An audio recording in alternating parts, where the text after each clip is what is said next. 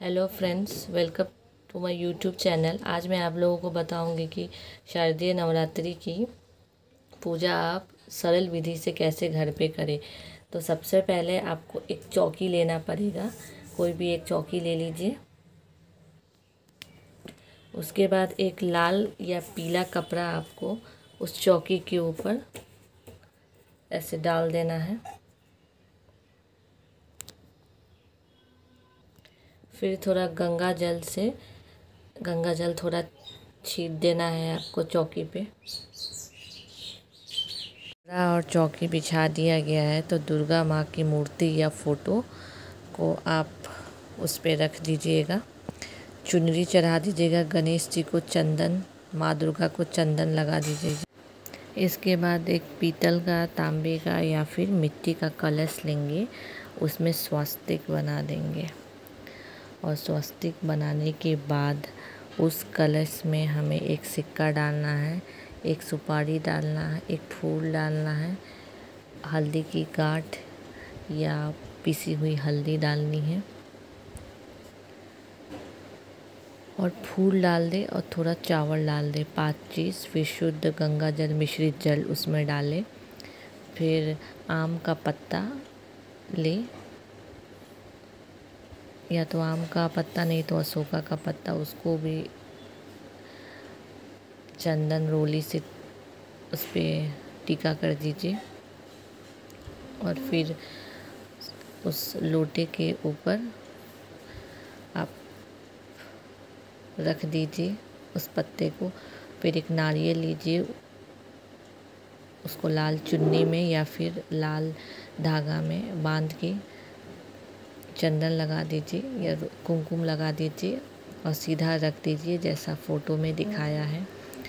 माँ को प्रसाद उनका फेवरेट है बतासा। आप चाहे जो भी फल, सेब, केला, नाशपाती जो भी आपके पास है, पंचमेवा, मिश्री जो भी है आप चढ़ा सकते हैं। पीतल के थाली, तांबे के थाली में दे सकते, मिट्टी के बर्तन में दे सकते हैं या फिर पान में सुपारी के साथ दे दीजिए। गणेश जी को जनेऊ चढ़ाइए, दुर्वा चढ़ाइए, पुष्प चढ़ाइए। अगर आपके पास माँ दुर्गा की फ़ोटो नहीं है तो भी आप बस कलश है तो कलश ही को दुर्गा जी का रूप मान के पूजा कर सकते हैं। इस पूजा में मैंने जनेऊ नहीं बोए हैं। जनेऊ बोना कंपलसरी नहीं है आपके लिए। सिंपल साधारण विधि है पूजा की। आप चाहे तो मिट्टी का बर्तन लेके थोड़ा बालू, थोड़ा मिट्टी मिश्रित करके ज्वारे थोड़ा सा छीट दीजिए, हल्का हल्का पानी दीजिए। तो ज्वारे को दुर्गा माँ का स्वरूप मानते हैं। माँ दुर्गा के अपने दाहिने तरफ में उसे रख दीजिए।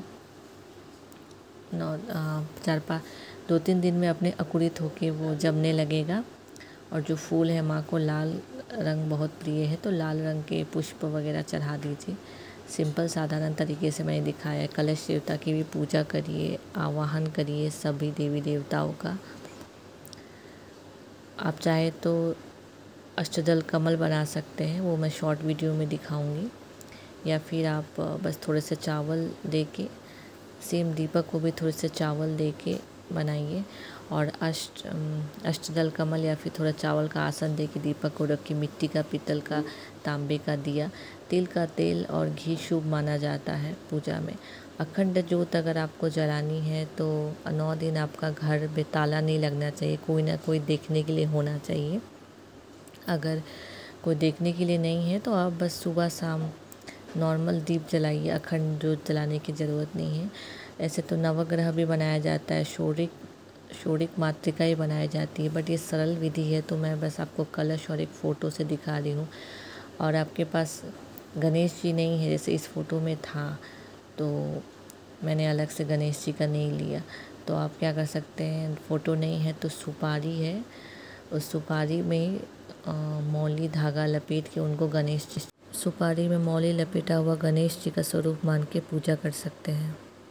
देखिए मैंने दीपक ले लिया है। आप चाहे तो पीतल के दीपक या तांबे का दीपक या मिट्टी का दीपक सबसे शुद्ध होता है। आप उसमें तिल का तेल, सरसों का तेल या घी का तेल जो आपको जलाना है आप वो माँ को दिखा सकते हैं। तो पहले हम गणेश जी को दिखाएंगे, फिर माँ को दिखाएंगे, माँ दुर्गा को। इसके बाद जो कलश देवता है उनको दिखाएंगे। और देखिए दीपक कुछ लोग अखंड भी जलाते हैं।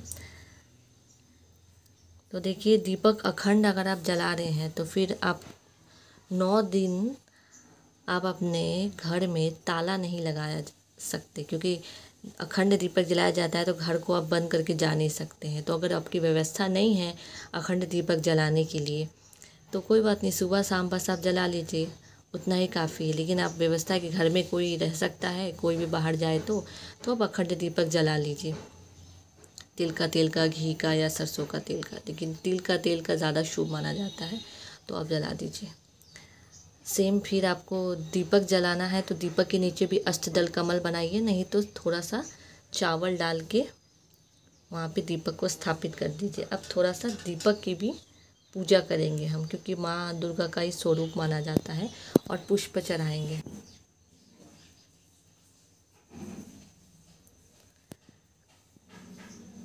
आपने देख लिया दीपक, कलश, माँ दुर्गा, सबका पूजा हो गया। ये देखिए जो भी थोड़े से फूल हैं उससे ये हरसिंगार के माँ के फेवरेट फूल हैं, तो मैं थोड़ा सा सजा दे रही हूँ।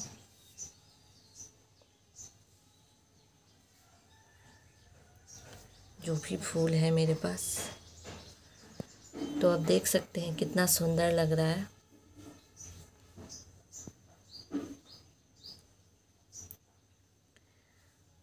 और एक चीज़ आपको ध्यान रखनी है नवरात्रि पूजा में, वो ये है कि आपको डेली 9 दिन हवन करना है। तो अब हर वक्त तो हवन करना पॉसिबल नहीं है, उतना सबसे सिंपल तरीके से मैं आपको बताऊंगी। एक ऐसा बर्तन ले लीजिए जिसमें आप कपूर दिखा सके, जैसे आपका क्योंकि माँ की आरती तो आपको गानी होगी, माँ की आरती हमें गानी है, तो हवन भी हो जाएगा। तो क्या करेंगे हम लोग ना कि कपूर में ही 2 फूल वाले लौंग डाल देंगे। तो माँ को अब दिखा दीजिए आरती। 2 कपूर डाल लिया है मैंने और 2 साबुत लौंग, तो वो भी आप इसमें डाल दीजिए। तो इससे आपका डेली का हवन सुबह, देखिए आरती तो आपको माँ दुर्गा की सुबह शाम करनी होगी। अगर आप घर में कलश स्थापित कर रहे हैं तो सुबह शाम आपको माँ दुर्गा की आरती करनी होगी।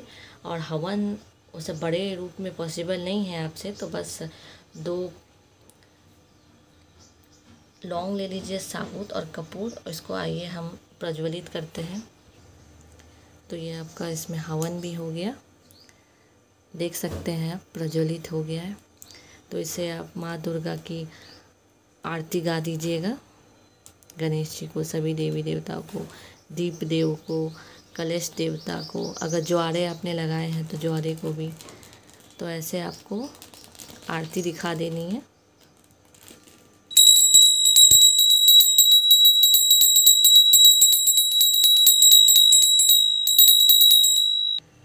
तो आपका हवन भी हो गया छोटा सा, ऐसा करके लौंग डाल के।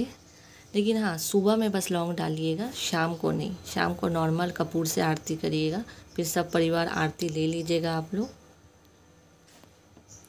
इसके बाद कुछ लोग दुर्गा चालीसा सिर्फ पढ़ते हैं, कुछ लोग दुर्गा सप्तशती का पाठ करते हैं। अगर आप दुर्गा सप्तशती नहीं पढ़ सकते तो 9 दिन दुर्गा चालीसा ज़रूर पढ़िए, नहीं तो दुर्गा सप्तशती पढ़िए, जो आप जैसा पढ़ सकते हैं पढ़िएगा।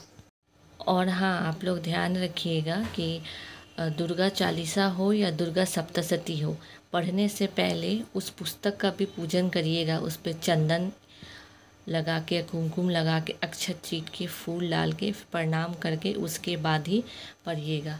और नीचे ऐसे मत रखिएगा बिना किसी वस्त्र के, उसके ऊपर कुछ तो आप नीचे नहीं रखिएगा, ऊपर रखिएगा, किसी भी आसन दे के उनको रखिएगा।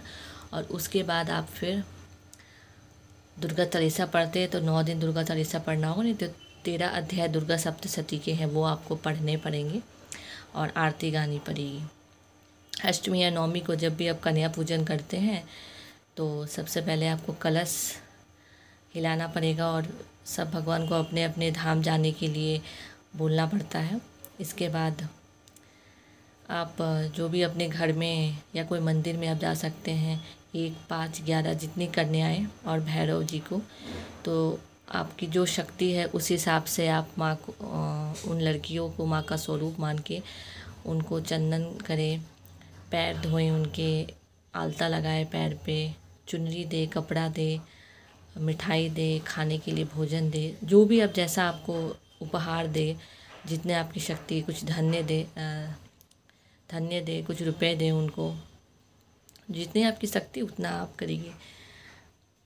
और जब ये पूजा जो भी आप सरल विधि हर दिन 9 दिन आप माँ से ज़रूर क्षमा याचना करिए कि माँ कुछ गलती हो गई है पूजा पाठ में तो मुझे माफ़ करिएगा, ये क्षमा आप हमेशा मांगिएगा। और जिस ढंग से मैंने बताया सरल तरीके से कोई भी इस पूजा को कर सकता है, पंडित नहीं भी आते हैं तो खुद से आप इतना कर सकते हैं। शुभ मुहूर्त और अष्टदल कमल कैसे बनाते हैं या स्वास्तिक कैसे बनाते हैं, इस पर अगर आपको, ऐसे तो मैं डालूँगी ही, बट और कुछ इससे रिलेटेड आपको चाहिए तो आप कमेंट कर सकते हैं। प्लीज़ मेरे चैनल को लाइक, शेयर एंड सब्सक्राइब ज़रूर करिएगा